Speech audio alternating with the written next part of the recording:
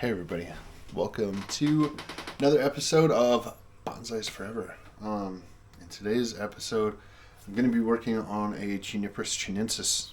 This is a tree that I've had for a very long time. I'm trying to think, 5 years? Very long time. 5 years. This is one of the earliest junipers that I have that's still alive.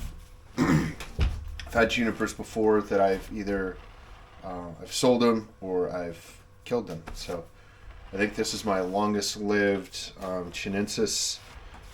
That I brought this one from Colorado with me, and when I got out here, I had it sitting on the bench, had a windstorm, and this branch that was right here, it was out in this section, broke off, and that was actually before it got big like this too. So yeah, that broke off. It made a really cool scar on the tree, and then I carved the trunk here, which I really like. That it looks like it's starting to split right here. So one thing I am gonna do, I think, to this tree today, I'm gonna put some lime sulfur on it, because I want to make sure and preserve these branches here and the trunk here. So I'm going to go ahead and do that. I think the first thing I'm going to do is do that. So I got some, it's called Gin Seal. I got it from a bonsai nursery near, kind of nearby where I live. I say kind of near, it's about 2 hours. It's about 2 hours away from my house, so kind of near where I live. So anyway, I should probably read the directions on this to see if I need to add it to some water or to dilute it. Excuse me. So let me see here. Apply to gin and sherry with a nylon brush. Shake before use.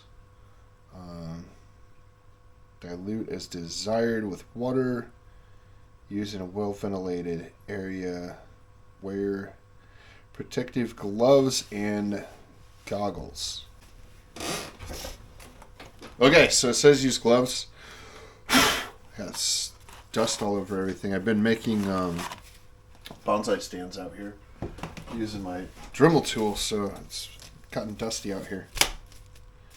So I'm gonna put some gloves on, and I would definitely recommend using gloves. Every bonsai artist that I've ever seen use lime sulfur says that it's a good idea to wear gloves as well. So I'm going to follow those directions. All right. So now that I got the brush cleaned, let's see if the lime sulfur sticks to it now.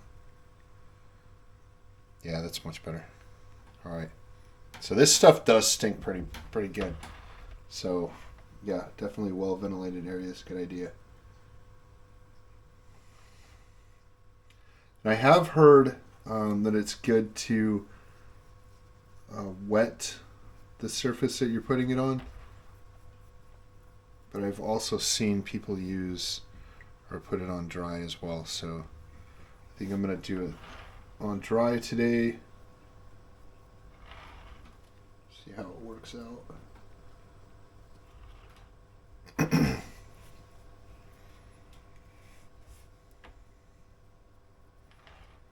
This is supposed to protect the wood from rotting, and it's also supposed to protect it from pests like bugs and stuff, boring beetles and larvae and whatever, to protect your exposed wood, because you don't want bugs eating that. Plus, it also turns it white, so it stands out better.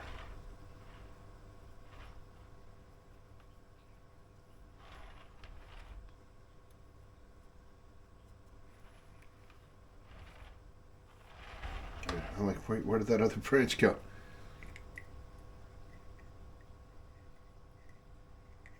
This was actually, I think, the first tree that I did deadwood on the trunk like that, creating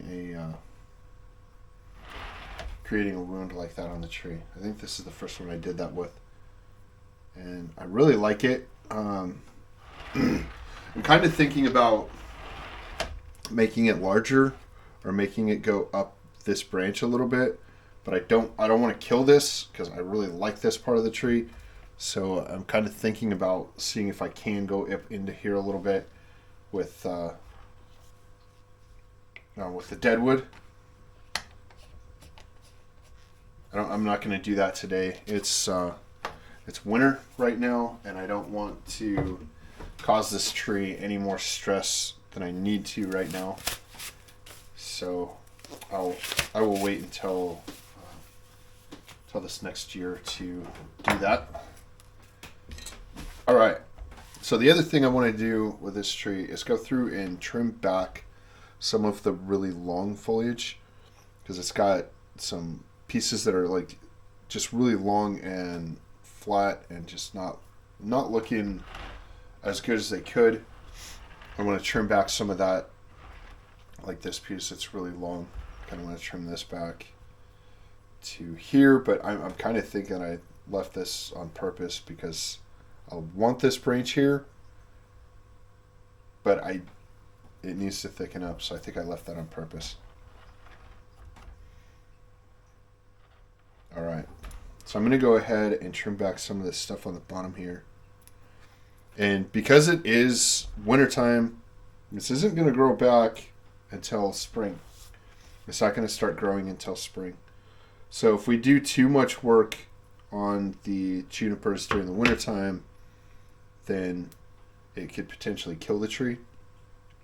So I just want to do a couple of the longer pieces, a couple of the pieces that are just really hanging down that are in the way, so that I can prepare this tree for the growing season in the springtime and the summer, or the spring and early summer.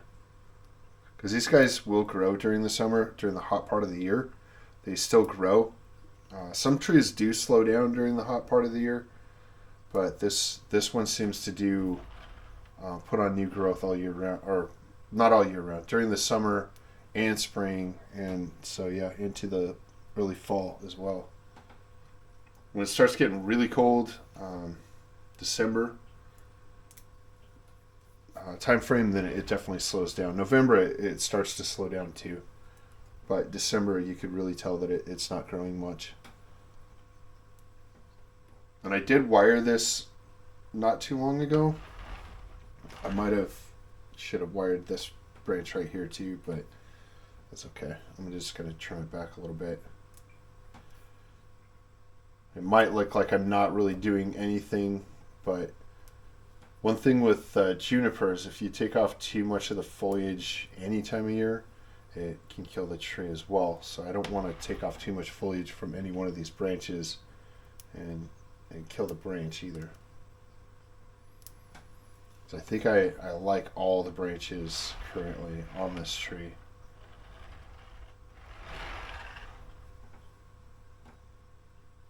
You can kind of see the brown tips. That's where it's actually looking like it's starting to grow already.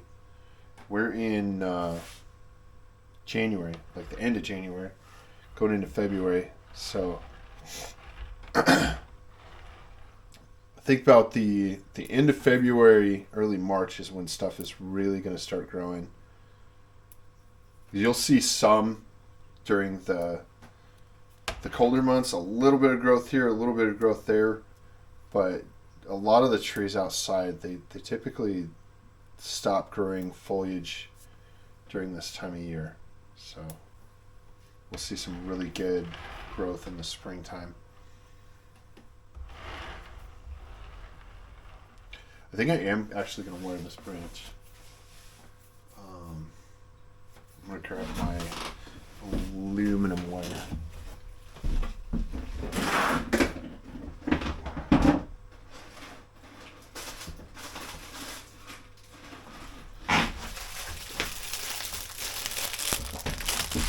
I got these little spools of wire that came with, like, I think there was six. I think it was 6 spools of wire. Anyway, it was 3 of each size, and I think I got, so it was 9. Sorry, my math is terrible. It was 9 spools of wire because I got 3 of each size, and I got 3 spools of each size. So so yeah, so 9 spools of wire. And my camera's going to die pretty soon, so I'm going to make this video short. But I do want to wire this branch, and I might actually be done after that because not much to do on this tree. Like I said, it's not growing. It's not really doing much.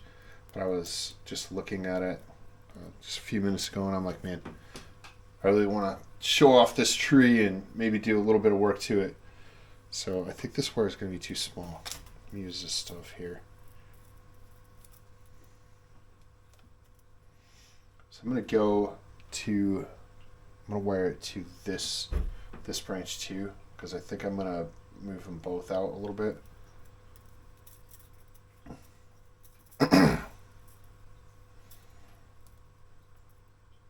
And doing a little bit of wiring this time of year is not a bad idea. I mean, sometimes you want to, or you want, blah, blah, blah, blah. Cut that out. All right, so I'm going to wire these 2 branches together here. I'm going to go up through here. I'm going to go around this way. I'm going to kind of run it underneath of the other wire here. So I'm just going to follow the same direction that the previous wire was going.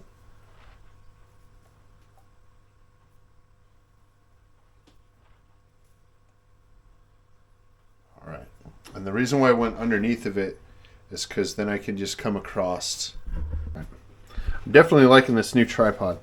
So the reason why I went underneath was so that when I come around the backside here, I can just wrap it right under this branch here and not have to go over the wire to get to this branch.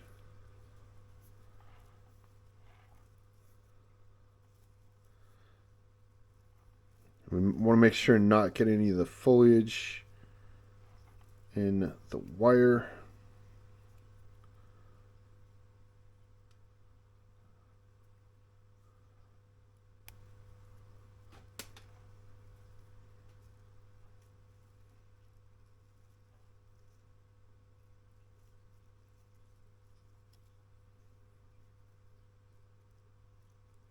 All right, that's as far as I want to go to that first bifurcation right there. All right, and then I'm going to go around this branch one more time.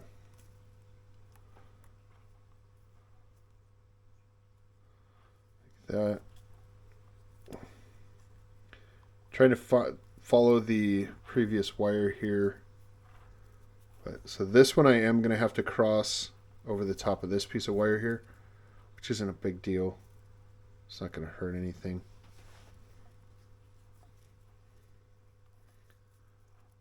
If you're putting a tree in a show that you've just recently wired, which I don't know if that's something that many people do, put wired trees in a show, but if you do, you'd be showing off your wiring skills, I think, and having everything not crossing and like exactly the same distance in between each wire and all that stuff. But for me, it's not that big a deal.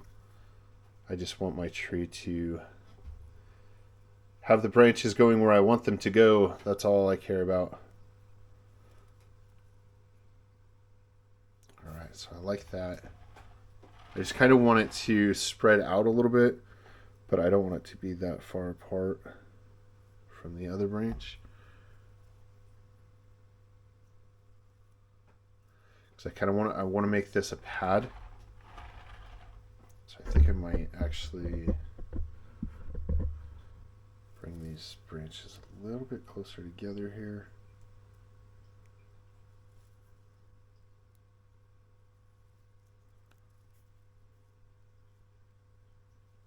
Just like that. Now you can see that it's a little bit more pad-like. And eventually these inner branches, the smaller branches and the foliage, will kind of grow together a little bit and make it look more like a pad as well. So yeah, I like that better. I kind of want it to tilt up a little bit so that the branch is going out and then it's going up into the foliage. Kind of like that. And then we'll maintain the height of the pad by trimming this back a little bit later on. Tilt it down a little bit more here. There we go. And then next year I think I'll wire this branch out. I'm going to just leave it for now. If it survives, it survives, and if it doesn't, it doesn't. But I think it'll get plenty of light where it's at. Alright, so then I want to wire or bend this branch down and out just a little bit to where it's kind of going down and then back up to where these branches eventually they'll spread out to where it kind of makes the tree look like, well, you can't even see what I'm doing because my hands are too close. It'll make the branches look like they're going upwards into the foliage. So yeah, it's pretty nice. I really like this tree. I'm really glad that it fell off the bench like it did, because if it hadn't, I wouldn't have done all of this. I really think it just makes it look more like a natural tree too.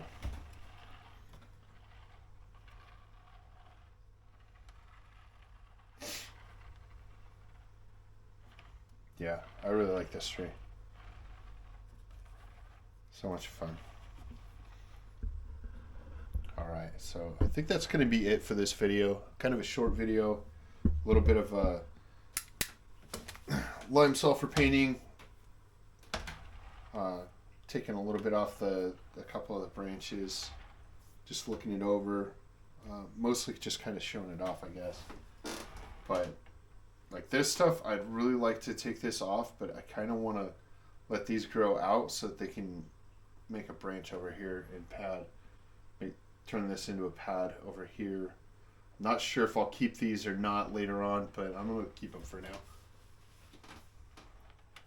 It's kind of a small tree. I'm going to probably keep it pretty tight and compact like this too. So anyway, really appreciate y'all watching. Like and subscribe if you haven't already. Check out the Amazon link in the description, and I'll see y'all in the next one.